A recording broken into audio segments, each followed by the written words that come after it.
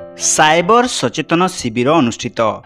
आज मान्यवर मुख्यमंत्री मोहन चरण माझी कलिंग स्टाडियम ठारे साइबर रथ को शुभ उद्घाटन करिसंती।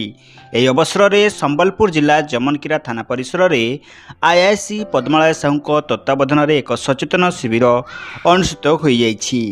एही शिविर में अंचलर वयोज्येष्ठ व्यक्ति, छात्र छात्री, सचेतन नागरिक समेत सरपंच, समिति सभ्या उपस्थित रही। आज यह कार्यक्रम में मुख्यमंत्री सचेतन रथ शुभ उद्घाटन कार्यक्रम सीधा प्रसारण को उपस्थित समस्ते टेलीविजन माध्यम रे देखिथिले।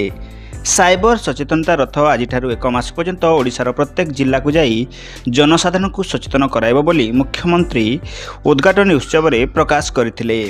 आज जमनकीरा थाना रे पुलिस पक्षर एक सचेतनता साइबर क्राइम लेकर आज कार्यक्रम होता।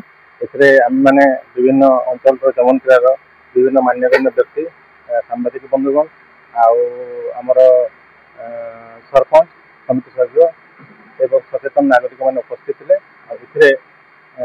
आमर ओडिशा माननीय मुख्यमंत्री मोहन माझी जो वार्ता देले से अनुसार एक रथ मास धरिक आमर यही एरिया परिभ्रमण कर साइबर क्राइम लेकर सचेतनता सृष्टि कर।